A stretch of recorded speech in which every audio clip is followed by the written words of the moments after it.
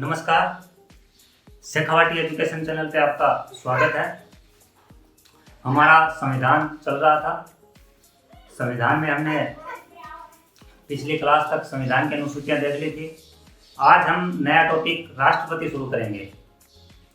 देखिए, ध्यान दीजिए, संविधान में दो ऐसे टॉपिक हैं, एक तो राष्ट्रपति और एक मूल अधिकार, जिनमें से किसी भी परीक्षा में देख लीजिए आप, प्रश्न जरूर मिलता है।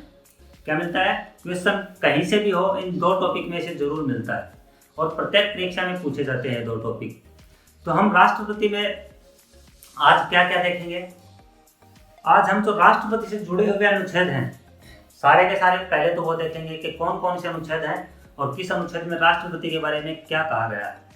उसके बाद जो ये अनुच्छेद हैं इनको एक एक करके विस्तार से पढ़ेंगे। तो आइए शुरू करते हैं।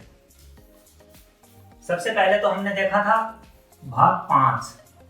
भाग 5 के अंदर 52 से 151 तक, 52 से 151 तक क्या था? केंद्र सरकार। केंद्र सरकार।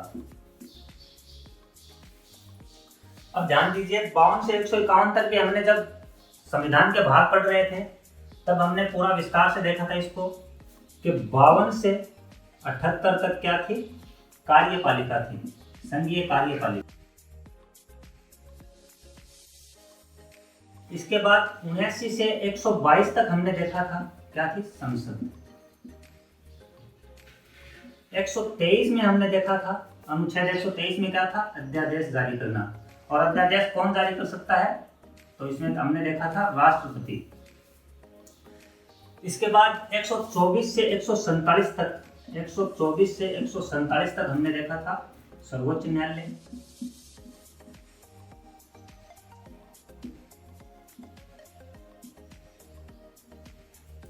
और 148 से 151 तक हमने देखा था कैग।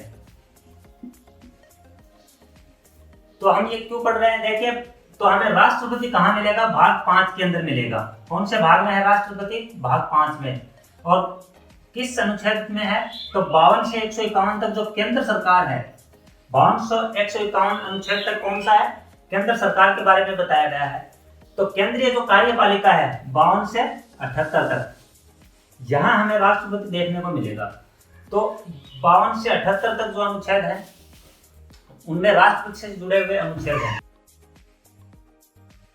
अब इसके बाद संसद है, अध्यादेश है, इनमें भी हम बहुत से ऐसे अनुच्छेद आएंगे जो राष्ट्रपति से जुड़े हुए हैं, उनको हम देखते चलेंगे। तो सबसे पहले अगर राष्ट्रपति आए तो हमें बस यही ध्यान रखना है कि भाग 5 के अंदर 52 से 78 तक जो कार्यपालिका है उससे जुड़े हुए अनुच्छेद क्या है? राष्ट्रपति से हैं। तो 52 से 78 तक के बीच में जो भी अनुच्छेद है वो क्या है? राष्ट्रपति से जुड़े हुए हो सकते हैं। तो आइए शुरू करते हैं हम राष्ट्रपति। अब देखिए, जो राष्ट्रपति से जुड़े हुए अनुच्छेद हैं उनको हम एक बार लिख लेते हैं। सबसे पहले 52, 53, 54, 55, 56, 57, 58, 59, 60। एक बार हम यह अनुच्छेद देख लेते हैं। 52 से लेकर 60 तक एक बार देख लेते हैं कि किस अनुच्छेद में राष्ट्रपति के बारे में क्या कहा गया है। देखिए, ध्यान दीजिए, अनुच्छेद 52 में कहा गया है भारत का एक राष्ट्रपति होगा।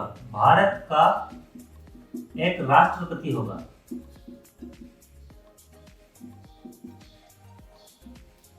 भारत का एक राष्ट्रपति होगा। यह किसमें कहा गया है? अनुच्छेद 52 में। तो इसमें क्या दी गई है? राष्ट्रपति की परिभाषा दी गई है। तो अनुच्छेद 52, भारत का एक राष्ट्रपति होगा और राष्ट्रपति की परिभाषा हमें कहां मिलेगी? अनुच्छेद 52 में मिलेगी। अनुच्छेद 52 में। इसके बाद अनुच्छेद 53 में क्या कहा गया है? तो अनुच्छेद 53 में कहा गया है संघ की समस्त कार्यपालिका शक्ति, संघ की समस्त कार्यपालिका शक्ति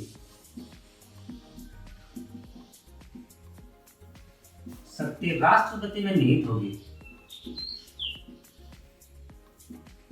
राष्ट्रपति में निहित होगी।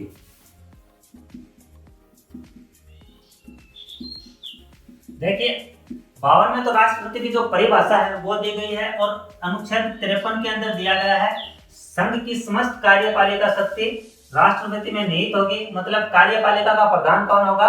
राष्ट्रपति होगा, और वह इन कार्यपालिका शक्तियों का प्रयोग किनके माध्यम से? या तो स्वयं करेगा या अपने अधीनस्थ के माध्यम से करेगा। एक बार फिर देख लीजिए अनुच्छेद 53। अनुच्छेद 53 में सीधा सा लिखा हुआ है कि संघ की समस्त कार्यपालिका शक्ति राष्ट्रपति में निहित होगी, और वह कार्यपालिका शक्ति का प्रयोग स्वयं या अपने किसी अधीनस्थ के माध्यम से करेगा। अनुच्छेद 53 में लिखा गया है। अनुच्छेद 54 और 55 में क्या है? तो इसमें निर्वाचन से संबंधित है दोनों। अनुच्छेद 54 और 55 निर्वाचन से संबंधित है। अनुच्छेद 54 में निर्वाचक मंडल दिया गया है, राष्ट्रपति का निर्वाचक मंडल, और इसमें निर्वाचन प्रणाली दी गई है, निर्वाचन प्रणाली। तो अनुच्छेद 54 और 55 दोनों क्या है? निर्वाचन से जुड़े हुए। राष्ट्रपति का निर्वाचक मंडल क्या होगा और निर्वाचन प्रणाली क्या होगी? तो अनुच्छेद 54 में निर्वाचन मंडल है, निर्वाचक मंडल। राष्ट्रपति के निर्वाचक मंडल में कौन कौन शामिल होते हैं? तो लोकसभा, राज्यसभा, विधानसभा और दिल्ली व पांडुचेरी, दिल्ली व पुदुचेरी। इसका नाम बदल दिया गया है, इसको कर दिया गया पुदुचेरी। देखिए जो निर्वाचक मंडल है अनुच्छेद 54 के अंदर, अनुच्छेद 54 में क्या दिया गया है? राष्ट्रपति का निर्वाचक मंडल दिया गया है। तो राष्ट्रपति के निर्वाचक मंडल में कौन कौन शामिल होते हैं? लोकसभा, राज्यसभा, राज्यों की विधानसभा तथा 2 केंद्र शासित प्रदेश दिल्ली व पुदुचेरी। इनके सदस्य कौन से? निर्वाचित सदस्य। लोकसभा के भी निर्वाचित सदस्य, राज्यसभा के भी निर्वाचित सदस्य, विधानसभा के भी निर्वाचित सदस्य तथा केंद्र शासित प्रदेश दिल्ली व पुदुचेरी के भी क्या? निर्वाचित सदस्य इसके निर्वाचक मंडल में शामिल किए जाते हैं। आगे हम जो अनुच्छेद 54 पढ़ेंगे तो इसका विस्तार से चर्चा कर लेंगे। एक बार हम क्या देख रहे हैं? जो राष्ट्रपति से जुड़े हुए अनुच्छेद हैं उनको हम एक जगह और शॉर्ट के अंदर देख रहे हैं कि आपको पढ़ने में दिक्कत ना हो आगे। फिर निर्वाचन प्रणाली दी गई है कि किस प्रकार से मत डाले जाएंगे, उन मतों का मूल्य किस प्रकार से निर्धारित किया जाएगा, किस प्रकार से जीत के लिए कितने मतों की आवश्यकता होती है। यह सब क्या कहाँ दिया गया है? अनुच्छेद 55 के अंदर दिया गया है, राष्ट्रपति की जो निर्वाचन प्रणाली है उसके अंदर। इसके बाद अनुच्छेद 56 आता है। अनुच्छेद 56 किससे जुड़ा हुआ है? तो इसमें राष्ट्रपति का कार्यकाल दिया गया है कि राष्ट्रपति का कार्यकाल कितना होगा। अब हमारे यहाँ कितना है? 5 वर्ष। राष्ट्रपति एक बार चुना जाता है तो वह कितने वर्ष के लिए चुना जाता है? 5 वर्ष के लिए चुना जाता है। यह कहाँ दिया गया है? तो यह अनुच्छेद 56 के अंदर दिया गया है। इसके बाद है अनुच्छेद 57। अनुच्छेद 57 में क्या दिया गया है? जो पुनः निर्वाचन की पात्रता है, पुनः निर्वाचन।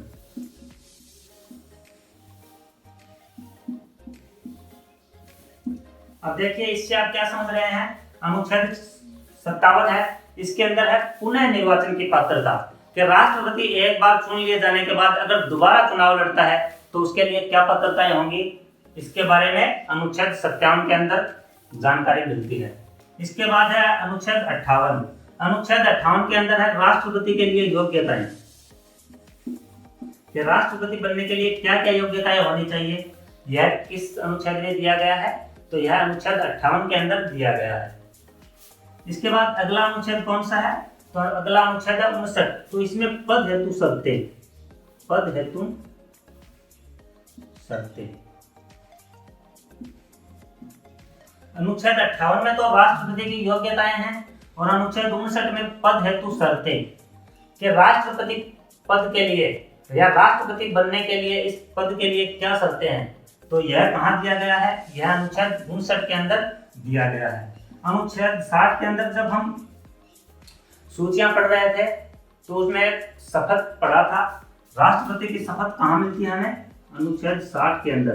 तो राष्ट्रपति की शपथ प्रारूप के बारे में इसके अंदर दिया गया है अनुच्छेद 60। एक बार फिर से देख लीजिए, अनुच्छेद 52 भारत का एक राष्ट्रपति होगा और राष्ट्रपति की परिभाषा अनुच्छेद 52 में मिलेगी। अनुच्छेद 53 में कहा गया है कि संघ की समस्त कार्यपालिका शक्ति राष्ट्रपति में निहित होगी, मतलब राष्ट्रपति कार्यपालिका का प्रधान होगा और वह अपनी कार्यपालिका शक्ति का प्रयोग स्वयं या अपने किसी अधीनस्थ के माध्यम से करेगा। फिर 54 और 55 राष्ट्रपति के निर्वाचन से संबंधित हैं। अनुच्छेद 54 के अंदर निर्वाचक मंडल दिया गया है और अनुच्छेद 55 के अंदर निर्वाचन से संबंधित जो प्रणाली है वह दी गई है, निर्वाचन प्रक्रिया दी गई है। अनुच्छेद 56 राष्ट्रपति का कार्यकाल दिया गया है। अनुच्छेद 57 में पुनः निर्वाचन की जो पात्रता है वह दी गई है कि राष्ट्रपति एक बार बनने के बाद अगर पुनः चुनाव लड़ता है तो उसके लिए क्या शर्तें होंगी। अनुच्छेद 58 के अंदर राष्ट्रपति बनने के लिए क्या योग्यताएं होनी चाहिए। अनुच्छेद 59 के अंदर पद हेतु शर्तें हैं और अनुच्छेद 60 के अंदर क्या है, राष्ट्रपति की शपथ के बारे में दिया गया है। इसके बाद आगे चलते हैं। देखिए हमने अनुच्छेद 60 तक देख लिए हैं। इसके बाद अनुच्छेद 61, 62, 62 के बाद 63, उसके बाद 65, उसके बाद देखिए आप 70, 71, 72। एक बार यह देख लेते हैं, अनुच्छेद 61, 62, 63, 65, 70, 71 और 72 यह अनुच्छेद भी राष्ट्रपति से जुड़े हुए हैं। देखिए अनुच्छेद 61 में क्या दिया गया है, महाभियोग।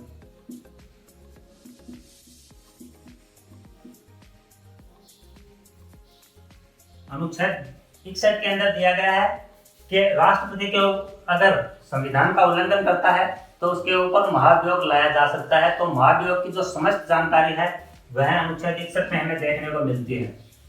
इसके बाद अनुच्छेद 62 के अंदर पद रिक्ति की दशाएं, पद रिक्ति की दशाएं। देखिए अनुच्छेद 62 के अंदर क्या दिया गया है कि राष्ट्रपति का पद रिक्त हो, उन दशाओं के बारे में बताया गया है। 65 अनुच्छेद 65 के अंदर क्या दिया गया है कि राष्ट्रपति की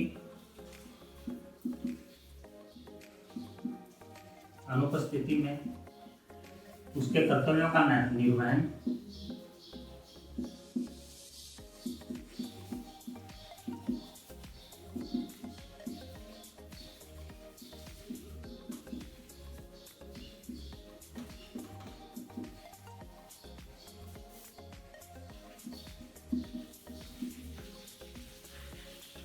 उसके कर्तव्यों का निर्वहन कौन करेगा, तो यह उपराष्ट्रपति करेगा।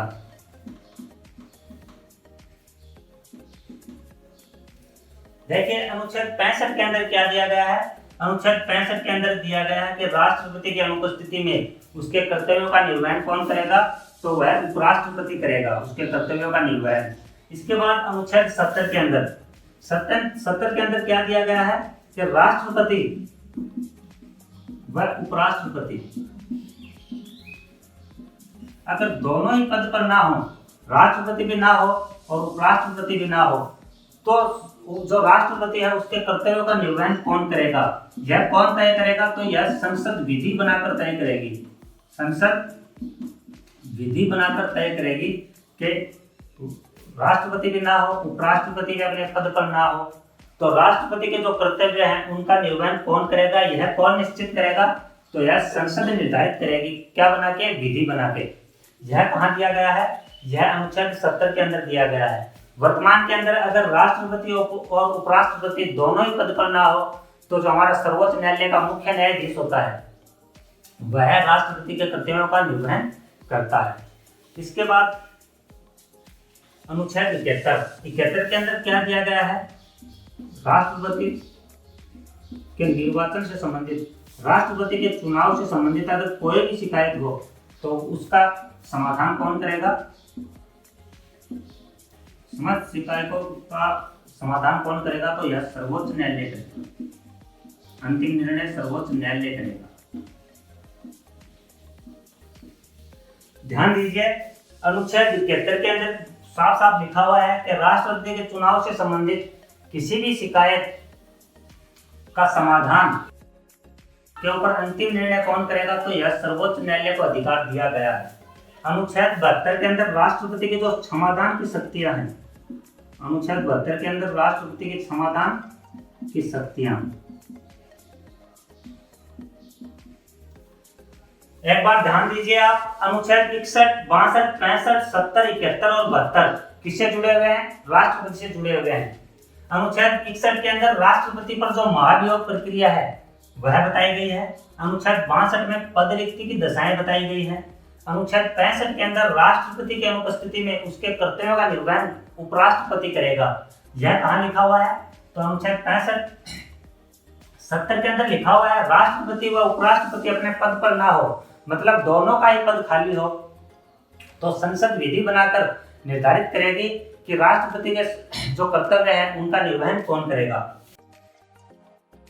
इसके बाद 71 के अंदर राष्ट्रपति के चुनाव में किसी भी प्रकार की शिकायत हो, राष्ट्रपति के चुनाव के समस्त जो शिकायतें हैं उनका निर्धारण कौन करेगा? तो सर्वोच्च न्यायालय करेगा उनका निवारण। 72 के अंदर क्षमादान की शक्तियां। इसके बाद देखिए अनुच्छेद 108, 111, 143, 201, 352, 356, 360 और 361। हमने कौन कौन से अनुच्छेद देख लिए? 52 से लेके 61 तक, 62 तक, फिर हमने देखा 65, 70, 71, 72। उसके बाद यह अनुच्छेद और राष्ट्रपति से जुड़े हुए हैं। अनुच्छेद 108 में संयुक्त बैठक, अनुच्छेद 108 में क्या है? संयुक्त बैठक।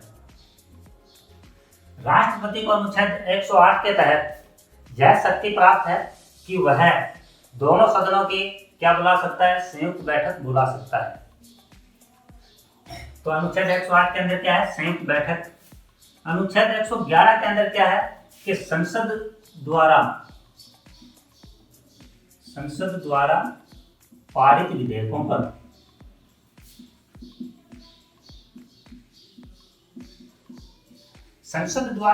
विधेयकों पर राष्ट्रपति की सहमति आवश्यक है।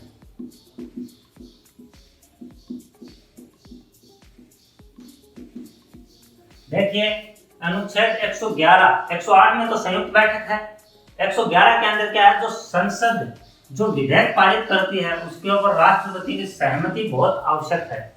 यह कहाँ लिखा हुआ है? तो यह 111 के अंदर लिखा हुआ है। और 123 हमने कई बार देख लिया है। 123 में क्या है? अध्यादेश।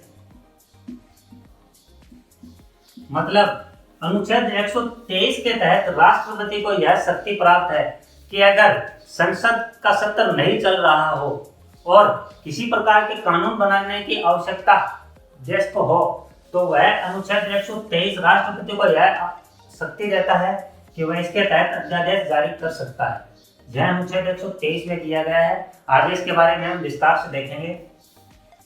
इसके बाद अनुच्छेद 143 के अंदर सर्वोच्च न्यायालय को सलाह देने की शक्ति, सर्वोच्च न्यायालय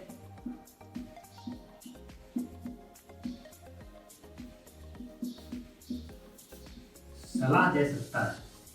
मतलब राष्ट्रपति को अनुच्छेद 143 के तहत यह शक्ति प्राप्त है कि वह सर्वोच्च न्यायालय को सलाह दे सकता है।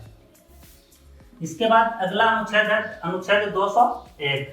201 के अंदर क्या है? राज्य विधानमंडल द्वारा पारित विधेयकों पर राष्ट्रपति की स्वीकृति। देखो यहाँ तो क्या है? संसद, और यहाँ 201 के तहत राज्य जो विधानमंडल है,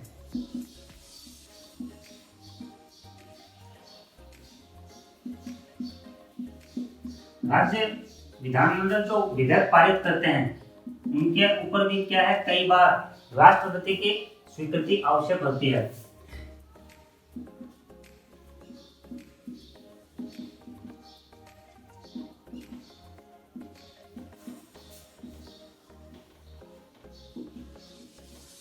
तो अनुच्छेद 201 के अंदर 111 में तो क्या है? संसद द्वारा पारित विधेयकों पर राष्ट्रपति की सहमति आवश्यक है। लेकिन कभी कभी कुछ परिस्थितियां ऐसी आ जाती हैं कि राज्य विधानमंडल द्वारा पारित विधेयकों पर भी क्या है? राष्ट्रपति की स्वीकृति आवश्यक हो जाती है। तो इसके बारे में विस्तार से कहा दिया गया है 201 के अंदर। वह परिस्थितियां कौन सी होती हैं? कि राज्य विधानमंडल द्वारा पारित विधेयकों पर भी राष्ट्रपति की स्वीकृति आवश्यक हो जाती है। इसके बाद देखिए आप, जो ये आपातकालीन शक्तियां हैं 352, 356 और 360 के अंदर, इन तीनों के अंदर क्या है, राष्ट्रपति को आपातकालीन शक्तियां दी गई है। 352 के अंदर हम साधारण भाषा में इसे बोल देते हैं राष्ट्रीय आपातकाल। राष्ट्रीय आपातकाल। तो राष्ट्रीय आपातकाल अनुच्छेद 352 के तहत राष्ट्रपति को यह शक्ति प्राप्त होती है। इसको जो पूरी तरह से बोला जाए, अनुच्छेद 352 में लिखा क्या हुआ है, तो इसके अंदर लिखा हुआ है युद्ध या बाह्य आक्रमण तथा आंतरिक सशस्त्र विद्रोह के, आंतरिक जो सशस्त्र विद्रोह है उसकी अगर आशंका हो या हो गया हो, बाहरी देश के साथ युद्ध वगैरह हो गए हों, तो राष्ट्रपति को अनुच्छेद 352 के तहत यह शक्ति प्राप्त है कि वह देश के अंदर राष्ट्रीय आपातकाल की घोषणा कर सकता है। अनुच्छेद 356 के अंदर क्या है, तो इसमें राष्ट्रपति शासन है।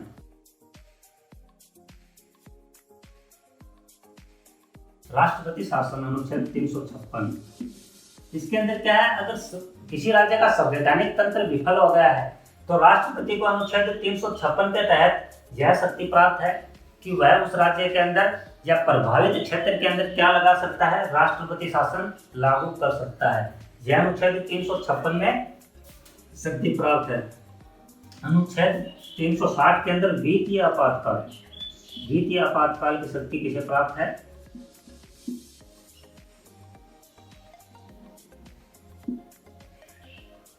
वित्तीय आपातकाल की शक्ति प्राप्त है राष्ट्रपति को। और अनुच्छेद 361, अनुच्छेद 361 में राष्ट्रपति के कुछ विशेषाधिकार हैं।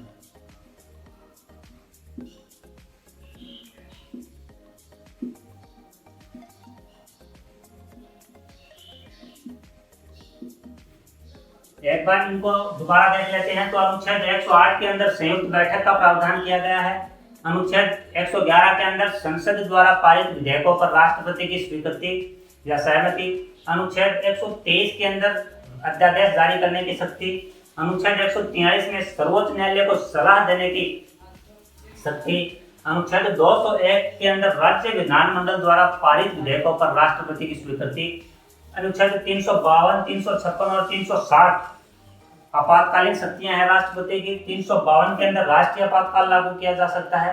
356 के तहत राष्ट्रपति शासन लागू किया जा सकता है। और 360 के तहत अगर देश में राष्ट्रीय आपातकाल की आवश्यकता हो तो अनुच्छेद 360 के तहत राष्ट्रपति वित्तीय आपातकाल लागू कर सकता है। और 361 के अंदर राष्ट्रपति को कुछ विशेषाधिकार प्राप्त होते हैं, तो उनके बारे में दिया गया है। तो जो राष्ट्रपति से जुड़े हुए महत्वपूर्ण अनुच्छेद थे उनको हमने एक जगह देख लिया है। 52, 53, 54, 55, 56, 57, 58, 59, 60, 61, 62। फिर हमने देखा 65, फिर देखा 70, 71, फिर देखा हमने 108, 111, उसके बाद हमने देखा 123, 143, 201, 352, 356, 360 और 361। तो यह वह महत्वपूर्ण अनुच्छेद हैं जो राष्ट्रपति से जुड़े हुए हैं। अब हम एक एक अनुच्छेद को पढ़ते चलेंगे और राष्ट्रपति के बारे में जानते चलेंगे, विस्तार से पढ़ेंगे। तो आइए शुरू करते हैं। तो हम शुरुआत करते हैं। देखो 52 और 53 के अंदर तो हमने विस्तार से देख लिया है। हम शुरुआत करते हैं सबसे पहले राष्ट्रपति की योग्यताओं से। राष्ट्रपति की योग्यताएं। राष्ट्रपति की योग्यताओं का अनुच्छेद कौन सा है, तो अनुच्छेद 58।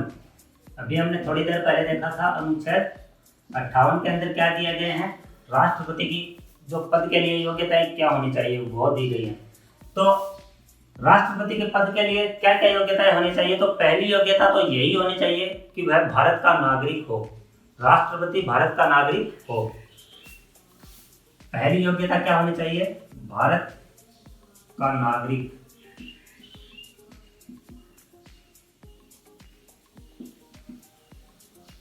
तो राष्ट्रपति, भारत का राष्ट्रपति बनने के लिए भारत का नागरिक होना आवश्यक है। पहली शर्त तो यही है। अब देखिए, वह जन्म से भारत का नागरिक हो यह आवश्यक नहीं है। मतलब उसके पास भारत की नागरिकता हो, चाहे उसने बाद में ली हो, जन्म से भारत का नागरिक होना राष्ट्रपति के लिए आवश्यक नहीं है, लेकिन यह शर्त है कि उसके पास भारत की नागरिकता होनी चाहिए। दूसरा, 35 वर्ष की आयु पूरी कर चुका हो। 35 वर्ष की आयु पूरी कर चुका हो। दूसरी शर्त क्या है? राष्ट्रपति बनने के लिए दूसरी योग्यता है 35 वर्ष की आयु पूरी कर चुका हो। तो और आगे जाके तीसरी, लोकसभा का सदस्य बनने की योग्यता रखता हो। लोकसभा का सदस्य बनने की योग्यता रखता हो।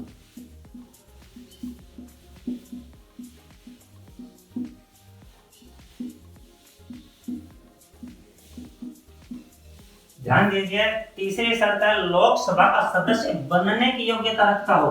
मतलब लोकसभा का सदस्य होना आवश्यक नहीं है। लोकसभा का सदस्य बनने के लिए क्या योग्यताएं होनी चाहिए?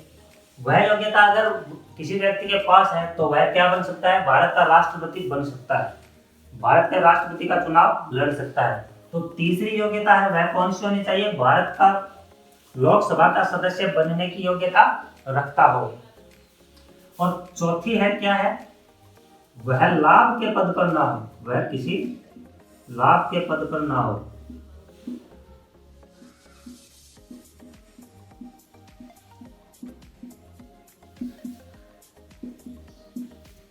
देखिए, राष्ट्रपति की योग्यताएं अनुच्छेद 58 के अंदर दी गई है। ठीक है, पहली योग्यता है वह भारत का नागरिक हो। दूसरी योग्यता है 35 वर्ष की आयु पूरी कर चुका हो। तीसरी योग्यता है लोकसभा का सदस्य बनने की योग्यता रखता हो। और वह चौथी योग्यता क्या है? वह किसी लाभ के पद पर ना हो। यह तो इसकी सीधी सी हो गई। अब देखिए, एक हमने यहां देखा था जो इंपॉर्टेंट क्वेश्चन है परीक्षा की दृष्टि से, भारत का नागरिक हो लेकिन कब से हो? तो यह जरूरी नहीं है कि वह जन्म से भारत का नागरिक हो। राष्ट्रपति बनने के लिए सिर्फ भारत की नागरिकता होनी चाहिए। वह उसने कब ली है यह जरूरी नहीं है। इसके बाद 35 वर्ष की न्यूनतम आयु पूरी कर चुका हो, तो वह कम से कम 35 वर्ष का होना चाहिए। ठीक है, उसके बाद तीसरी योग्यता क्या है कि वह लोकसभा का चुनाव लड़ सकता हो। मतलब लोकसभा का सदस्य बनने की योग्यता उसके पास होनी चाहिए।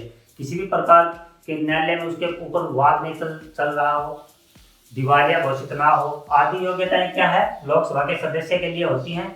तो वह योग्यता किसके अंदर होनी चाहिए? जो राष्ट्रपति का चुनाव लड़ने के लिए व्यक्ति हो उसके अंदर होनी चाहिए। उसके बाद वह किसी लाभ के पद पर ना हो। तो लाभ के पद के अंतर्गत कौन कौन से नहीं आते हैं वह हम देख लेते हैं। 4 ऐसे पद हैं जो लाभ के पद के अंतर्गत नहीं आते। एक तो स्वयं राष्ट्रपति का पद,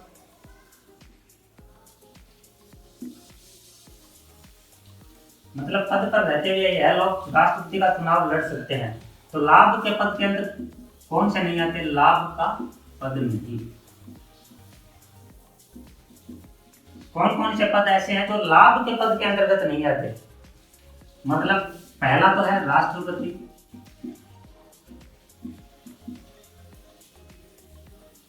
दूसरा है राज्यपाल, उपराष्ट्रपति,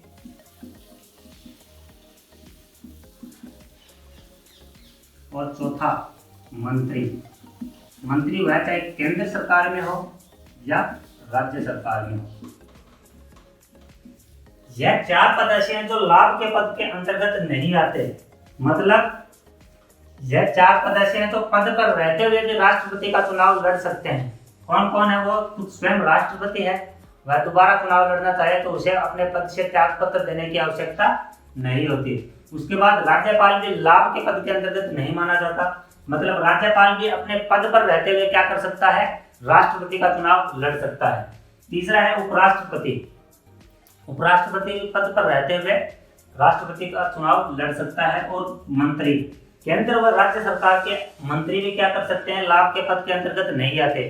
मतलब वो भी राष्ट्रपति का चुनाव लड़ सकते हैं बिना पद छोड़े। तो ये 4 पद हैं जो लाभ के पद के अंतर्गत नहीं आते।